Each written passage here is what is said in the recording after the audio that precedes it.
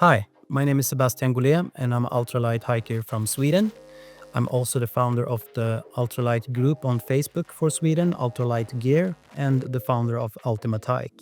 Today we're going to talk about the X-Term mainly and also talk to Dan Durston about his thoughts and his gear from the X-Mid to the Iceland Poles and till the end the X-Term.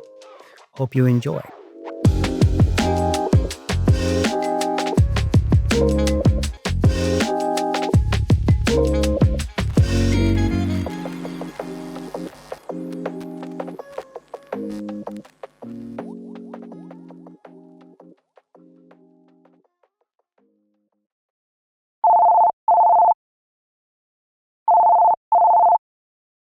Hi Dan, how are you? Hey, good. Thanks for having me. Nice to have you. Nice to speak with Dan, and not just only of Dan in every group there is on Facebook. Yeah, great. I've seen you all over the internet too. It's great to actually connect and meet people in Sweden. But first of all, I want to ask, and I know you have been asked this question a lot of times, but how did you think about the first tent you ever did? It was the X-Mid, the drop version, I remember, for a couple of years ago, right?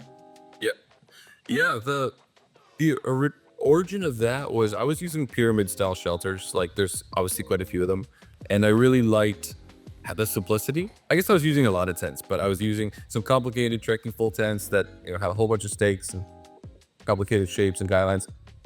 And then I was using the pyramid ones, and I really liked the simplicity of the pyramid ones. How it was just a rectangle base, extend your pole, just so nice and simple to use. But I just didn't like the space in them because the only high spot is where the pole is, and you can't sit there because the pole's there. It works well, like it works well. But for me, it was like I have just a desire for more space in this tent to make it more comfortable and more of an all-around tent. So I was thinking about that for a lot of years and trying to figure out how you could add space, because there's a lot of ways to do it. Like you could add struts, and you could pull it out with guy lines. You could have like a hoop around the top. There's one tent like that. And all these ideas, they're like, yeah, like it would add some space, but it sort of makes it heavier and complicated. And so I was just sort of not so sure about a lot of those solutions. And eventually, I thought about it when I hiked the Pacific Crest Trail in 2014. It was 4,200 kilometers. At that time, I was thinking about weird solutions, so I didn't really have any good ideas. And then 3 years later, I was doing another 2,200 kilometer hike in Canadian Rockies. And at that point in time, I think I had a better way of thinking about it, because I narrowed down the search. Instead of just like, I'm open to any sort of solution, I was like, I have 2 hiking poles. I have to be able to use, like, why am I only using one of the 2? Like, this is the tool to use to increase the space. And once I thought of that, then I was like, well, if there's going to be 2 poles in there and I got to fit, and the poles can't be near the edge, or it's going to be a flat wall, and that they need a guy line for. So the poles are sort of near the middle and I'm near the middle, and how could it all work? And then pretty quickly, once you say that, you realize, well, if the poles were on one angle and I slept between them, then that's how it could work. So that's sort of an idea that came to me once I had focused in on just using my 2 poles. Inside, still a rectangle tent, still able to just extend them up. And so I had that idea in 2017, and I was just gonna make one for myself after the hike, see how it goes.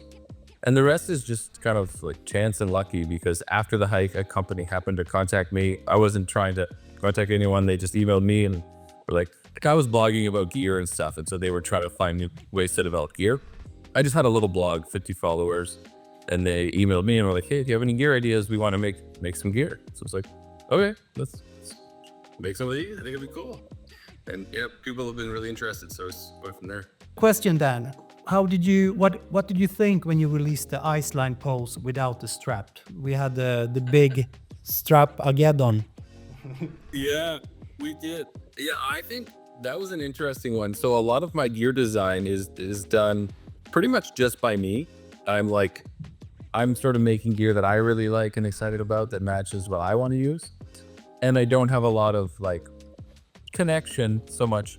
Like we do once the product's released, we connect with everybody all over the world. But until then, it's sort of a secret project just here in our workshop.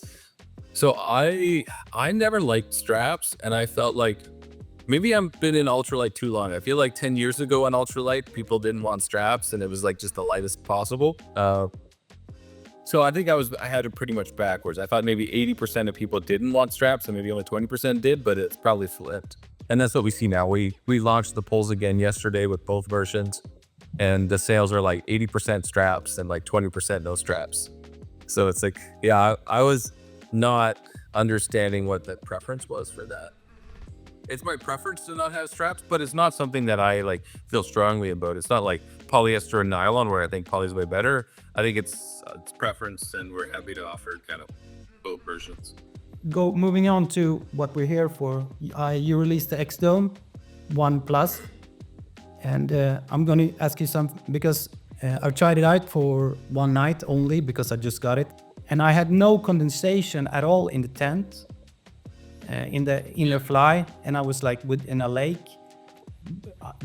How much do you think, because you have two vents, and normally, you know, the Big Angus tent, I think always has like one vent in the top, and mostly all the dome tents has one. Do you think, because I was thinking about how much it does that you have two vents on the top instead of one? Have you thought about that? Anything? I try to have a good sized vent. It's something that's hard. Like, it's not always going to be perfect for all conditions, where you want to have a lot of vents. You want them to be able to close, so if it's too windy, you can't. But also, like right now in your tent, it would have the mesh. Most of the inner would be mesh so that the humidity could go up to the vents and get away. So I think that's helping too, is having two good vents and then having mesh so all the air can hopefully rise, the moisture could rise out of the tent. We'll also have the solid interior version starting in a few months, and then that's going to have some advantages and disadvantages, because if you do have condensation and it gets knocked off by the wind, then it blocks it, but it also will slow down how much moisture can actually get to the vents. So you are more protected when you do get condensation, but you also might be more likely to get condensation.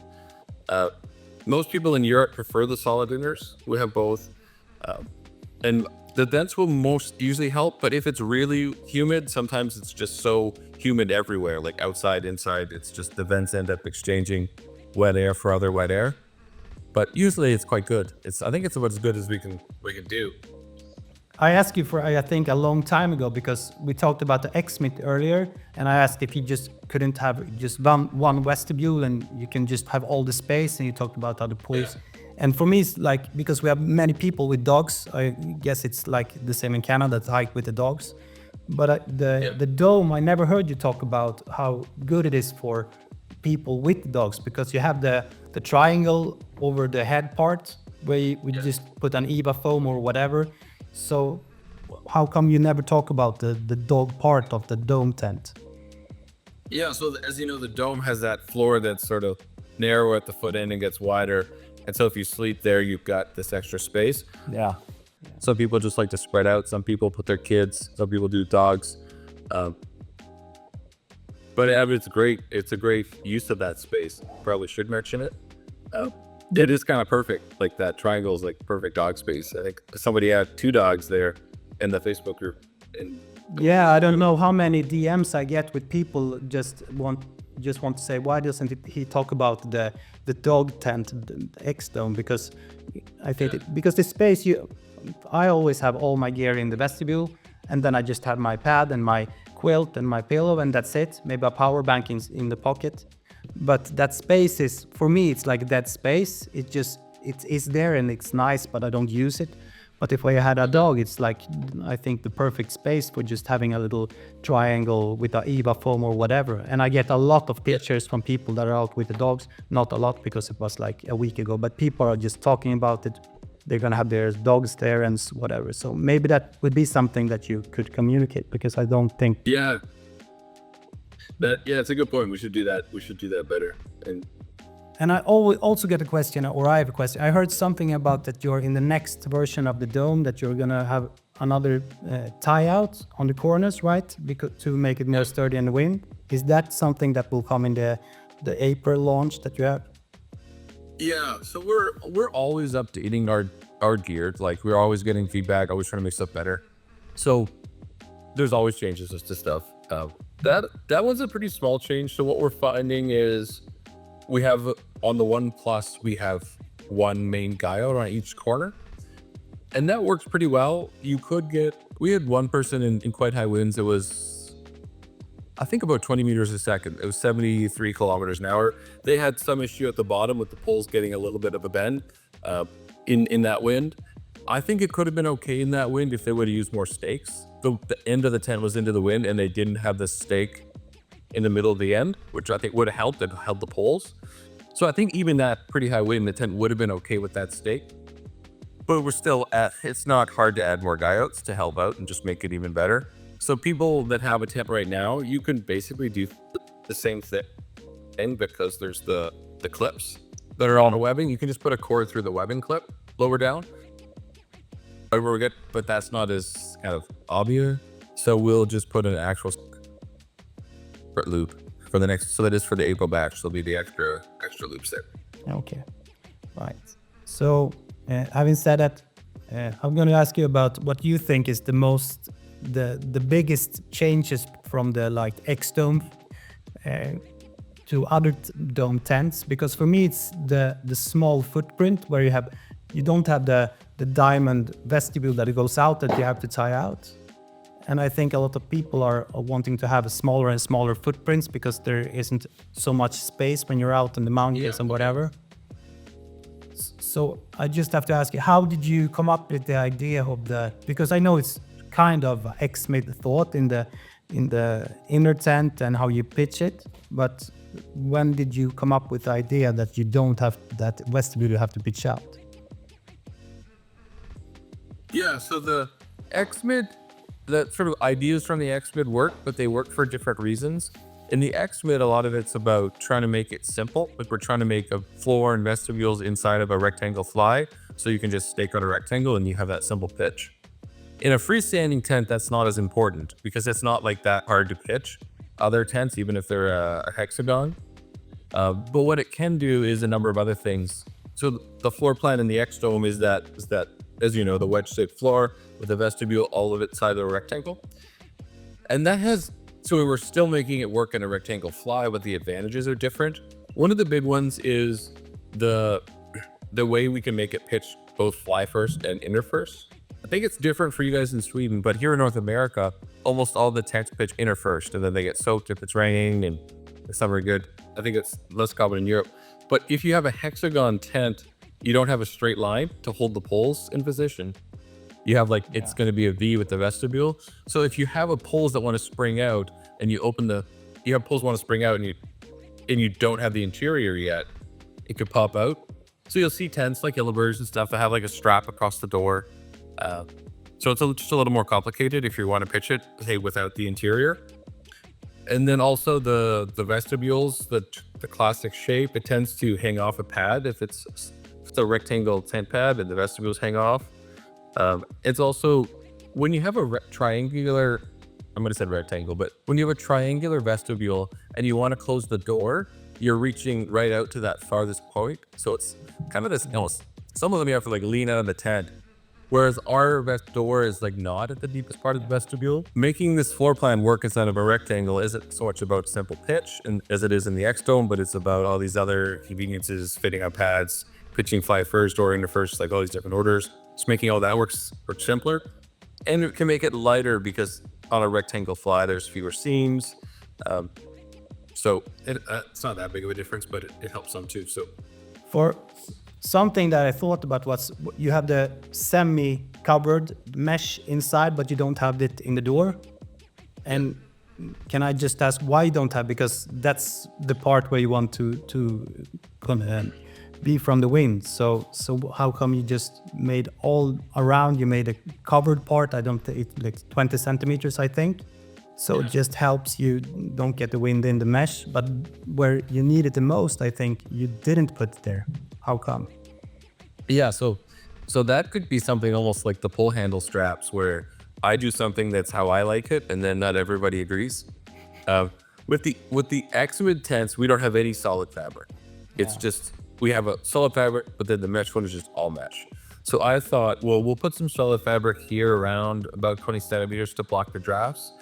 I personally didn't like it on the door because I'm cooking in the vestibule, or I set a lot of things there, and I found with the fabric there, I couldn't see. I would like leave my spoon there and it'd be like, oh, where did I put that? And it's hiding behind that little mesh on the door. So for me, I thought it was like nice to be able to see out there. And then for actual users, I think that certainly not everyone agrees with me. I think probably most people right now would prefer, like what you're saying, to have the solid fabric still go across the bottom of the door. Yeah. I do think that a lot of those people are also going to end up wanting the full solid interior. So in North America, I think people are just glad that there's like some solid fabric.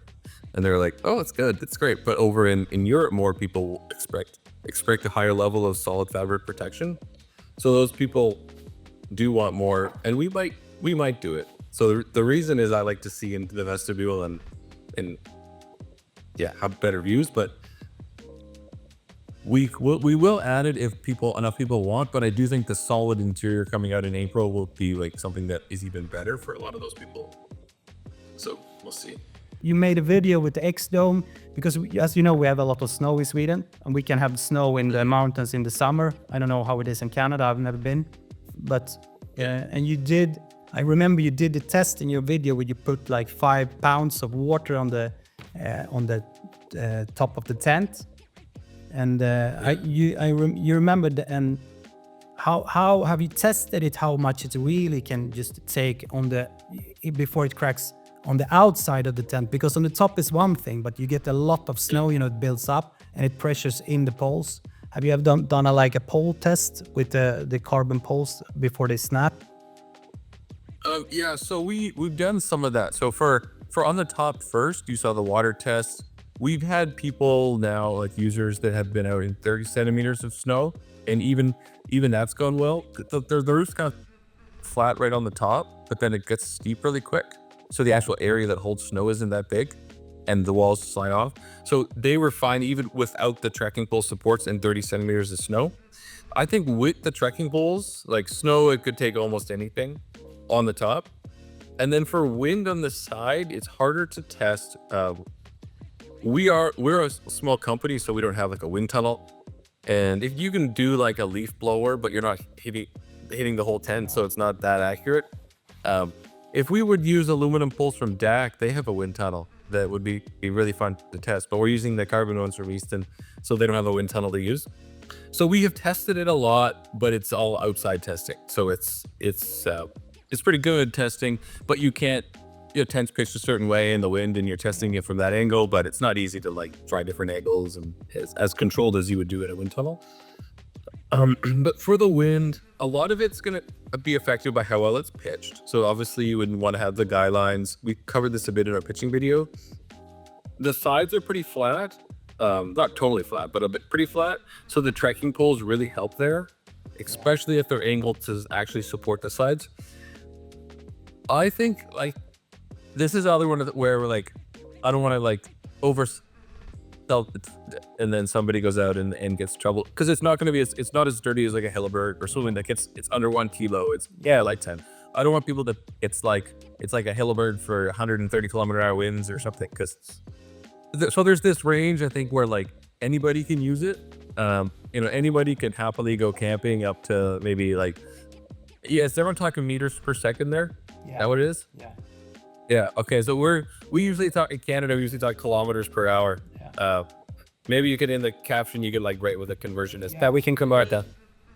Buddy could use it pretty easily to 50 kilometers an hour, which is like 14 meters per second or something like that. And then from like 50 to sort of 80, like it should work, but it needs to be pitched well. It needs to be like guide out with good stakes and the trekking poles and all that kind of stuff. And as you're getting towards the upper end of that, like kind of 70 and above, it's like that's starting to get risky. So I think if you're skilled, like if you're somebody who's gonna choose a more sheltered site and you're gonna pitch it really well, and you're gonna have maybe a plan B if something goes wrong, then you could push it to like above 70, like to maybe, I think you could, I think you can get it to 80. Like 90 would be getting risky.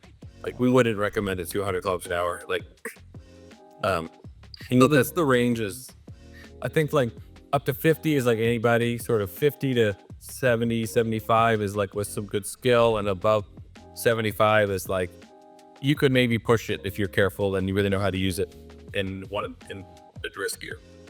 So one of the interesting things, one of the unique things with the X Dome is that even if you destroyed the pole set, so you whether you stepped on it or drove over your car or 100-kilometer widths, broke it all, whatever it is, you could actually pitch the tent surprisingly well without any of the tent poles and just using guy lines and trekking poles. There are those two spots where you could put the handles to the top. That allows you to support the main part of the tent. It's going to look from the side, it's going to look like an A-frame off the two poles like that.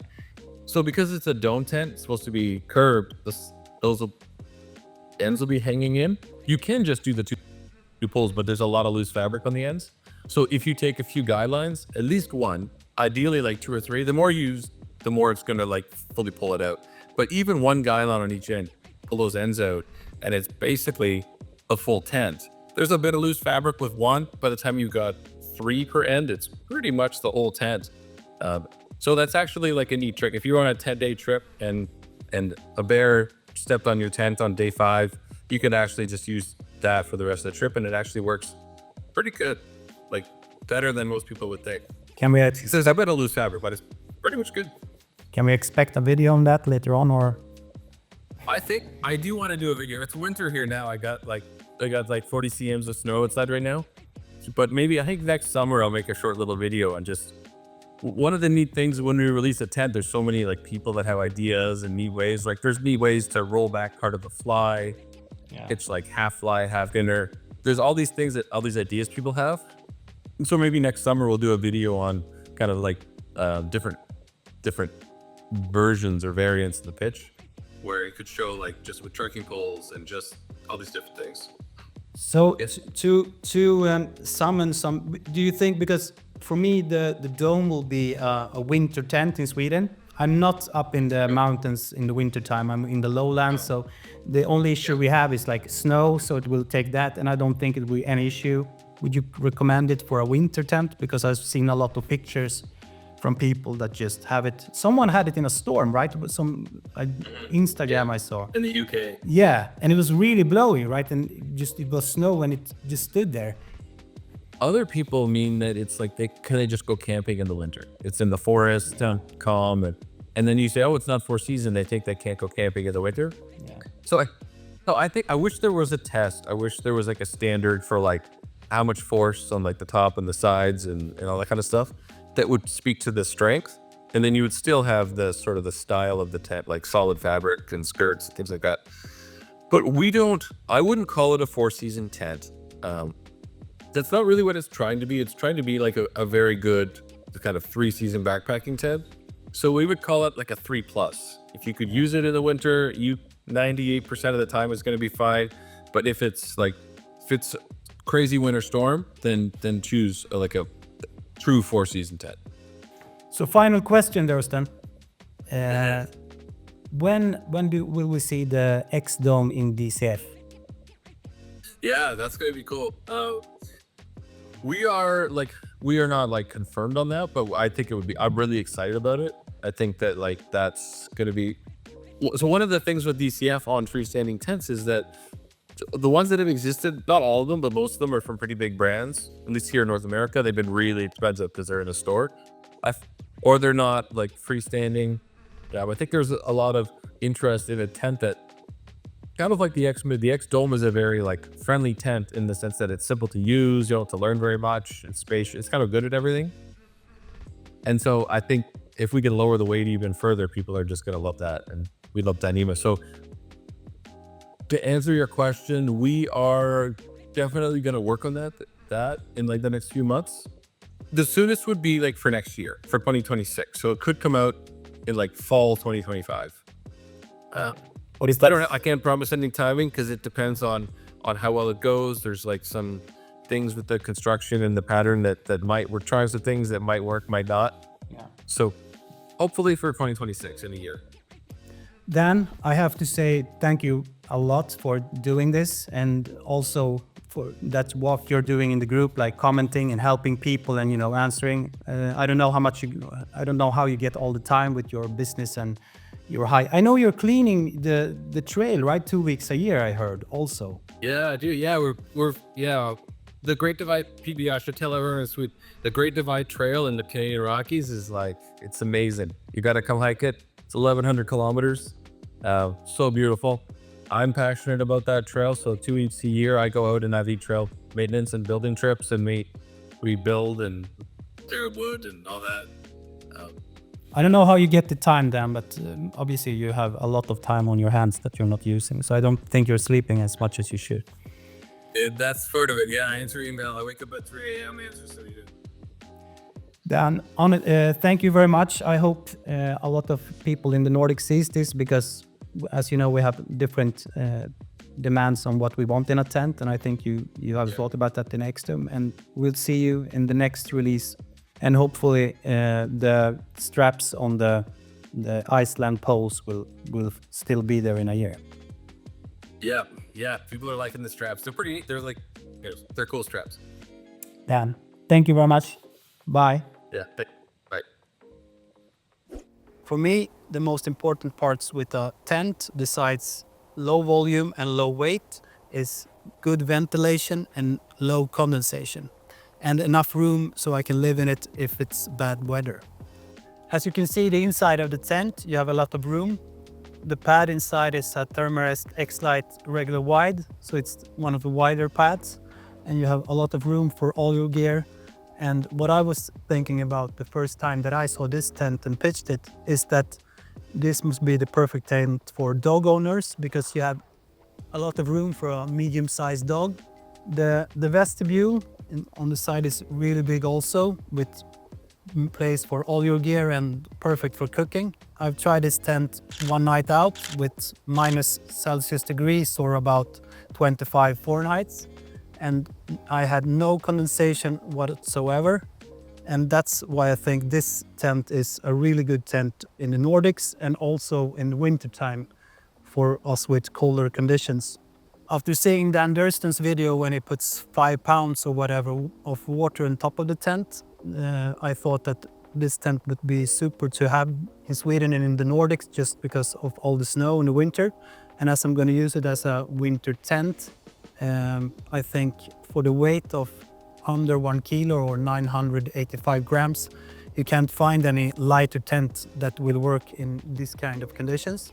I had to bring my 2.5 pounds of water bag and just put it on top to just show that it doesn't budge at all. And I don't think it would be any problems to double that and it will still stand.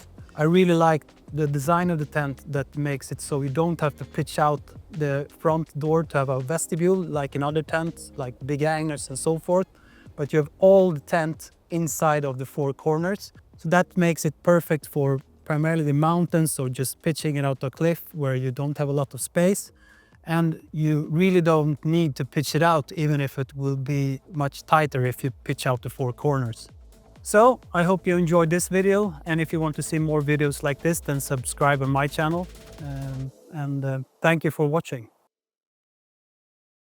Jag behöver inte säga någonting, fan det är för kallt. Så.